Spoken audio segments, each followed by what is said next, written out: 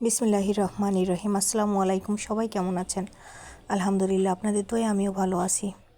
আজকে আমি আপনাদের সঙ্গে একটা পিঠা রেসিপি শেয়ার করতে যাচ্ছি। তো এটাকে আমাদের এদিকে কেউ তেল পিঠা বলে, কেউ পান পিঠা বলে, কেউ পোয়া পিঠা বলে। আসলে এর সঠিক যে কী নাম আমি নিজেই জানি না। যাই হোক, এখন আমি তৈরি করব সেই পিঠা। তো এই পিঠাটা আমার মেয়ে খুব বেশি পছন্দ করে, আব্বুও খুব বেশি পছন্দ করে, যার কারণে আমি এটা তৈরি করব। তো এই হচ্ছে আমার এই পিঠা তৈরির ফার্স্ট এক্সপেরিয়েন্স, কারণ এর আগে আমি কখনো এই পিঠাটা তৈরি করিনি। এই প্রথম আমি এই পিঠাটা তৈরি করতে যাচ্ছি।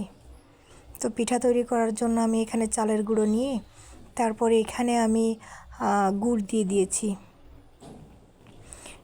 এই গুড়টা হচ্ছে আমার আব্বু পাঠিয়েছে আমাদের মানে তাল গাছ থেকেই রস বের করে তারপরে গুড়টা তৈরি করা হয়েছে।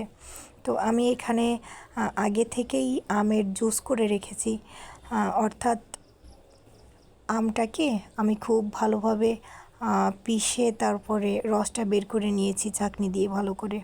কারণ এই যে আমের যদি কোনো দানা বা কোনো অংশ এখানে থাকে তাহলে পিঠাটা খুব বেশি ভালো হবে না, যার কারণে আমি শুধু রসটাই নিয়ে নিয়েছি এখানে।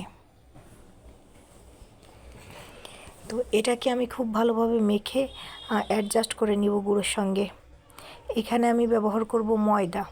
ময়দা দিলে হয় কি, পিঠাটা খুব ভালো ফুলবে আর একটু সফট হবে। তা না হলে শুধু চালের গুঁড়া দিলে পিঠাটা ড্রাই হয়ে যাবে, একটু শক্ত হবে বেশি। তো যারা মচমচে খেতে পছন্দ করেন তারা ময়দাটা স্কিপ করতে পারেন। আবার ময়দাটা না দিলেও হবে কি, না ফুলতেও পারে, এরকম একটা সমস্যা থাকেই। তো আমার এই যে গুলাটা রেডি হয়ে গেছে। তো আমি এখানে শুধু গুড়, লবণ আর আমের জুস ব্যবহার করেছি। তো আমি এই যে প্যানটা গরম করে তেল দিয়ে তেলটাও ভালোভাবে গরম করে নিয়েছি। এখন একটু চেক করে দেখব যে তেলটা পিঠা তৈরির করার মতো কি হয়েছে তেলটা, এজন্য। তো তেলটা পিঠা তৈরি করার মতো হয়ে গেছে মাশাল্লাহ। আমি এখন পিঠা দিয়ে দেব। প্রথমের একটা দুটো পিঠা একটু সমস্যা হবেই, কারণ লাইফে প্রথম তৈরি করছি, তো আগে পরে তৈরি করিনি, যার কারণে সমস্যা হতেই পারে।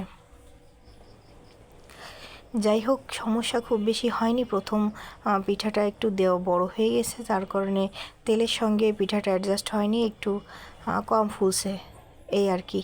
তো পিঠাটা আমি যদি এখানে ছোট দিতাম হতো কি, পিঠাটা খুব বেশি ভালো করে ফুলতো, কারণ তেলের মধ্যে জায়গাটা কত ফুলার। তো এই জন্য পিঠাটা একটু কম ফুলেছে। এখানে আমি পিঠার উঠানোর যে ইয়েটা, ওটা মানে পিঠা উঠানোর জন্য যে ছাঁকনিটা, ওইটা আমি ধুয়ে দিয়েছিলাম। সো ওতে পানি রয়ে গেছে, পানিটা এখনও শুকায় নাই, তাই টিস্যু দিয়ে মুছতেছিলাম আমি। টিস্যু দিয়ে ভালোভাবে না মুছলে হয় কি, এই যে তেলের পিঠা, এত গরম তেল, এই তেলটা ছিটে গায়ে চলে আসবে, যার কারণে আমি টিস্যু দিয়ে ভালোভাবে মুছে নিয়েছি।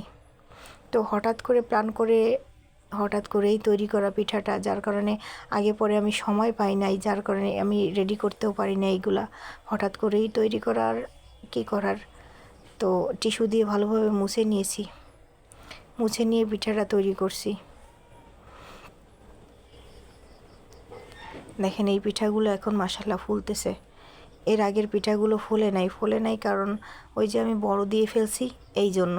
আর ওই যে হুজুর এসে বসে আছে, বাবুকে পড়াতে আসছে, তো দ্রুত হুজুরকে নাস্তা দিতে হবে, যার কারণে আমি তাড়াহুড়ো করে কয়েকটা তৈরি করে দিয়েছি। বাবু নিয়ে গেছে হুজুরের জন্য।